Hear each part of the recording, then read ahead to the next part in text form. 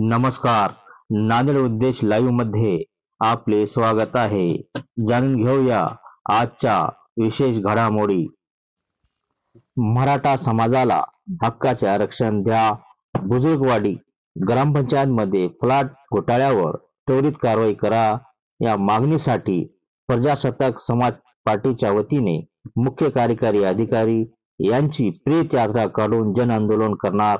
12 February रोजी मराठा समाजाच्या आरक्षणासाठी मुंबई आझाद मैदानावर बेमुदत अमर उपोषण करणार असल्याचा इशारा प्रजासत्ताक समाजवादी भारत पार्टीचे अध्यक्ष पंकज शिवभगत यांनी पत्रकार परिषदेत दिला आहे. नांदेड जिल्ह्यातील जे मुख्य कार्यकारी अधिकारी जिल्हा परिषदेच्या आहेत त्यांचे आम्ही 21 फेब्रुवारी या दिवशी प्रेत यात्रेचं आम्ही जन आंदोलन ठेवलेलं आहे आणि या संदर्भामध्ये आम्ही वेळोवेळी त्यांच्या पुढे पत्रव्यवहार केलेला आहे. एका अर्धा एकर जमिनीमध्ये एका घराच्या मागे दुसरं घर, दुसऱ्या घराच्या मागे तिसरं घर, असं वेगवेगळ्या गटाच्या लोकांना यांनी बांधकाम परवानग्या दिल्यात, त्या बेकायदेशीर आहेत. मालकी जमिनीला यांनी शासकीय जमिनीसारखं उतारा नंबर 8 ला लावलेलं आहे, नमुना नंबर 8 ला, ते सुद्धा बेकायदेशीर आहे. आणि सगळ्या ग्रामसेवकांना यांना जे बांधकाम परवानग्या दिल्यात त्या बेकायदेशीर परवानग्या दिलेल्या आहेत. याचे आम्ही आंदोलन केले. नांदेड जिल्हा कलेक्टरना या संदर्भामध्ये चौकशी समिती गठीत केली होती. चौकशी समिती गठीत केल्याच्या नंतर जिल्हाधिकाऱ्याच्या असं निदर्शनास आलं की या ठिकाणी 250 लोकांची फसवणूक झाली, प्लॉट धारकांची, आणि 9 शेतकऱ्यांची फसवणूक झाली. तर या 9 शेतकरी आणि 250 प्लॉट धारकांची फसवणूक करणारे म्हणजे जिल्हा परिषदेचे ग्रामसेवक आणि हे वरिष्ठ अधिकारी त्यांना मदत करणारे असे लोक आहेत. या संदर्भामध्ये आम्ही औरंगाबादला सुद्धा आम्ही उपोषण केलेलं आहे 2022च्या ऑगस्ट महिन्यामध्ये. तर औरंगाबादच्या विभागीय आयुक्त केंद्रेकर साहेबांनी यांना आदेशित केलेलं आहे 27 जुलै 2022 ला हे संबंधित प्रकरणामध्ये तुम्ही दोषी ग्रामसेवकावर कारवाई करा आणि स्पष्ट आदेश दिलेले आहेत की त्यांच्यावर कारवाई करून तुम्ही आम्हाला अहवाल कळवा केलेल्या कारवाईचा.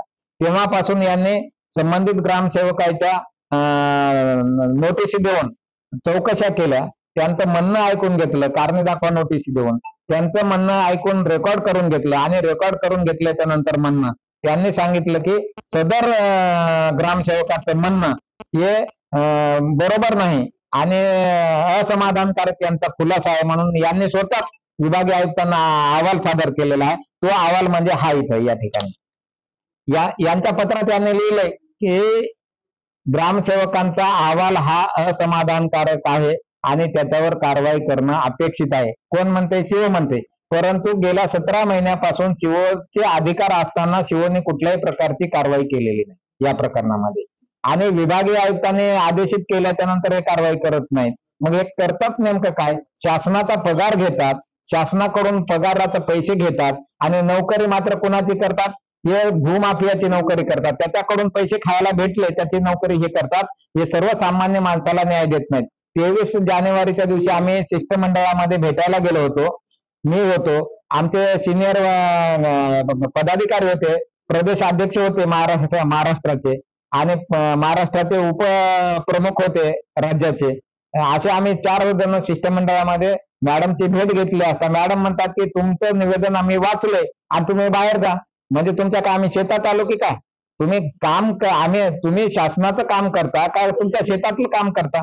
तुम्ही सरळ आलेल्या भेटा प्रतिष्ठित लोकांना, ज्येष्ठ नागरिकांना तुम्ही त्यांचं म्हणणं काय आहे, त्यांच्या म्हणण्यात काय सत्यता आहे हे जाणून घेऊन योग्य ती कारवाई न करता तुम्ही म्हणता की तुम्ही बाहेर जा.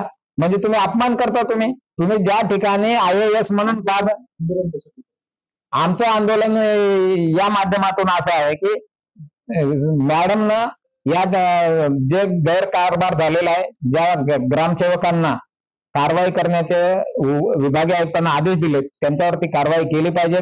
ज्यांनी अनधिकृत बांधकाम बांधलेत इतरांच्या जागेवर ते अनधिकृत बांधकाम पाडली पाहिजेत आणि हे दोन्ही अधिकार शिवला आहेत म्हणून ते शिवनं केलं पाहिजेत. आणि हे जर नाही केलं तर मग आम्ही मात्र निश्चितपणे शिवची प्रेत यात्रा फोटो लावून काढणार आहोत आणि त्याची सगळी माहिती पूर्ण भारतामध्ये आम्ही लाईव्ह करणार आहोत. आता हे जे याचा जे मुख्य सूत्रधार आहे हे या ठिकाणी पावडेवाडी जे एरिया आहे नांदेडचा, पावडेवाडी म्हणजे नांदेडला लागूनच आहे छत्रपती चौकाला. तर ही जमीन कशी सोन्यापेक्षा ही किंमत यायली त्या जमिनीला, म्हणून याच्यामध्ये भारत विश्वनाथ रामेनवार हा त्याचा मुखिया आहे आणि याच्या हाताखाली बरेच यांनी असे लुचाट लोक जमा केलेत. याच्यावर 6 वेळेस न्यायालयानं कारवाईचे आदेश दिलेले. त्या सगळ्या कारवाईचे आदेश मी सीओला दिलेत, विभागीय आयुक्ताला दिलेत की याच्यावर एवढ्या वेळेस कारवाई करण्याचे आदेश दिलेत. एक शेळी चोरून दुसऱ्याची शेळी शेजाऱ्याची चोरून कापून विकणारा व्यक्ती जर 10,000 कोटी रुपयाचा आज मालक बनतो, तर मला सांगा, आम्हाला सांगा ना, आमच्या सर्वसामान्य लोकांना सांगा ना, तो माणूस श्रीमंत कसा होऊ शकतो ते. मग यांनाही करू द्या ना, तुम्ही त्यालाच का करू देता? म्हणजे रामेनवारवर 6 वेळेस न्यायालयानं गुन्हे दाखल केलेले आहेत आणि पोलिसांना तो रामेनवार स्वतः सांगतो की मी अनेक लोकांना फसवलेलं आहे. स्वतः पोलीसवाल्यांना म्हणतो. रामेनवारवर आम्ही ईडीची कारवाई करण्याचे आम्ही म्हणजे पत्र दिलेलं आहे ईडी कार्यालयाला. हे स्पष्ट आहे की ईडीची कारवाई त्याची लागणार आहे आणि आम्ही ईडी कडे त्याची चौकशीचे सगळे पुरावे आम्ही त्याच्याकडे सादर केलेले आहेत ईडी कार्यालयाला. आता ईडी कार्यालय काय करते, तुमचा नंबर आल्यावर आम्ही तुम्हाला बोलू आणि योग्य ती कारवाई आम्ही करणारच आहोत, पण सिरियल नंबर न करणार आहोत, म्हणून त्याचं काम ते पेंडिंग मध्ये पडले.